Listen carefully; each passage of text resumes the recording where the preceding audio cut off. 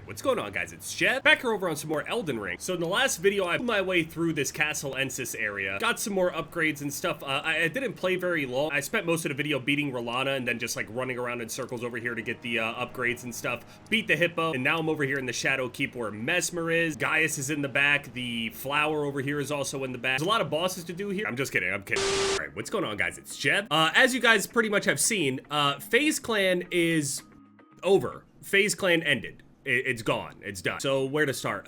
So on the 25th, all of the guys that were recruited for, I guess, like the new restructuring thing, I guess we could call it, they ended up dropping the majority of people, which I already made a whole video on that, and I felt a certain type of way, but I had hopes for like all the new guys and stuff like that, and I mean, ultimately, it seems like they've been very successful. From what I understand, everyone's popped off. So FaZe, as you know, the company and the logo and just the name in general, still does its thing. Back in the day when you joined FaZe, that was basically your ticket into turning this whole like internet thing, especially at that time gaming wise, into an actual career. And back in 2014, Apex ended up reaching out to me and gave me a chance and everything, and ever since that point my life had changed. And over the years, as time went on, there's been a whole lot of different like iterations and versions of FaZe, and just the way that the internet is in general, the way content is, there's all sorts of different eras. It's not just the FaZe eras, it's like the internet eras as well, and things change over that time. But for FaZe, it was always important for them to at least keep a hold of some people that still represented the original idea. So I always just, you know, stayed in the team, mostly out of respect for everybody, regardless of all like the controversies and whatever other crazy stupid shit everybody's getting involved with. This is why I don't do any of this business stuff. I don't really give a fuck about none of that. It was always about gaming in the end for me. So it was mostly out of respect for people like, especially Apex as well. Rain as well is another big, what I consider like a mentor. Now that said, just because I stayed in the team out of respect for them and everything, things got very messy there anyway though, because it was never, eventually it got so weird and murky with people selling or stealing the company or whatever. I don't even understand, dude. I'm having journalists hit me up and shit asking me like, hey, is this accurate? Aren't you the fucking journalist? I have no idea. In this whole like YouTube space, like I got friends, but everybody knows, like anybody that knows me, they could probably say the same kind of situation. Like I'm not that close to a lot of people. I keep to myself, I do my own thing, I live my own life. And that was my goal at the end of this whole thing anyway, was to just do as much as I possibly could through gaming and gaming only, and that's it. So once all these bigger deals started coming in, content houses started getting made. I visited the FaZe house once, but everything was still like mainly gaming and stuff. There was like vlogging and stuff, but it was still based around gaming mostly. And then it veered like even further away from that, which is completely fine. But at that point, like I'm just not really, that's not really my space. I don't really care. So I've always been like at least arm's distance from virtually every single person in FaZe and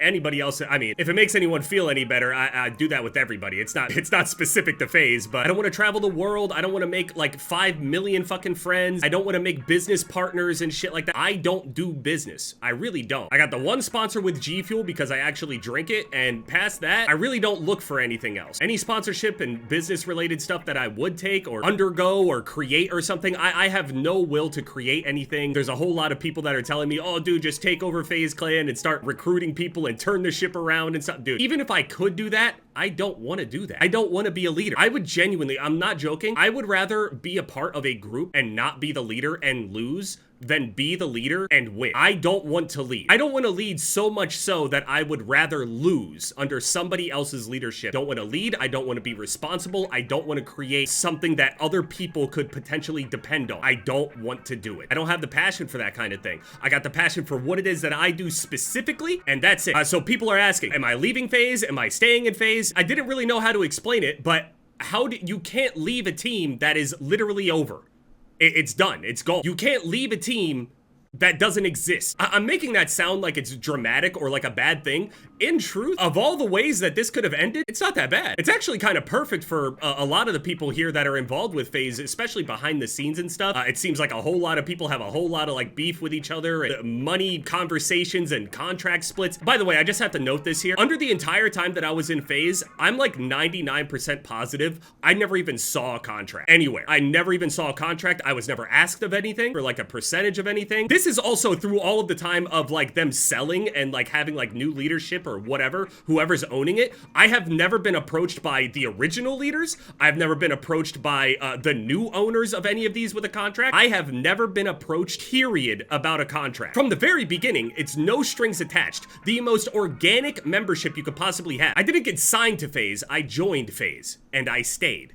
That's it. I didn't get signed to shit. A lot of people go and look at these organizations like they're getting signed to like some sort of NFL team or some shit like that. You guys look at this space like it's way more professional than it actually is. I don't think you guys recognize, well, maybe you will, how shitty this entire like esports slash organizational stuff is. It is messy as fuck, and most of it was ran by literal kids back in the day. People have no idea what the fuck they're doing, and I'm not just talking about FaZe either. FaZe's reputation has been in the gutter for I don't even know how long. I was on like an upward trajectory as is already, and Apex found me, saw me, kept an eye on me, and eventually ended up recruiting me to the team, which sent my momentum into a whole other stratosphere at the time. And now today I have over 5 million subscribers. I can go and post and upload anything and everything that I want. I've uploaded over 4,000 videos, hundreds well before I even joined FaZe. I could say without a doubt, like I am in just such a good headspace, just healthy. I have a really good way of like reframing it and stuff, and over the years, I'm happy it's taken this long to really get here, because I'm not really sure how I would have handled it, you know, a few years back or whatever, but I think that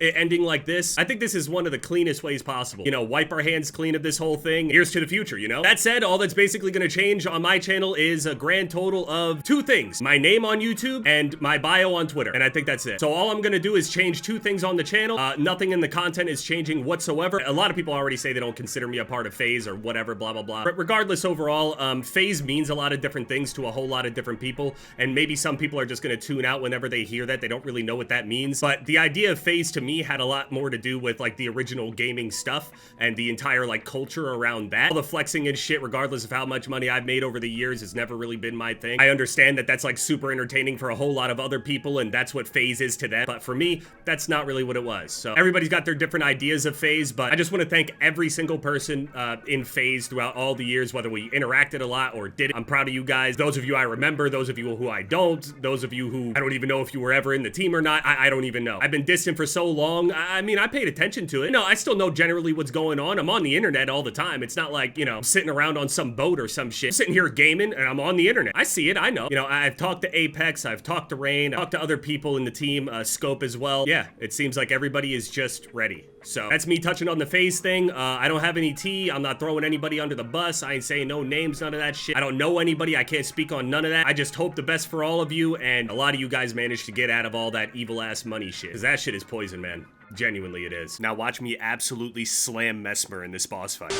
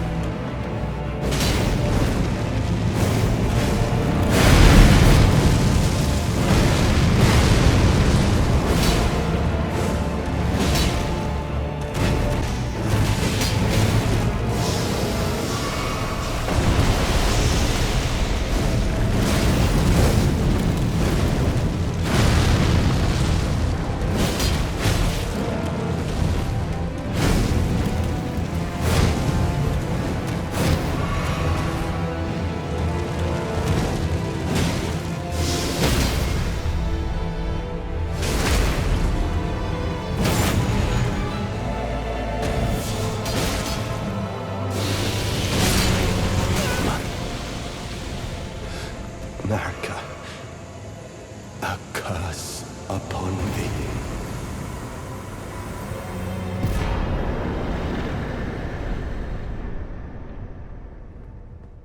That was like my second attempt.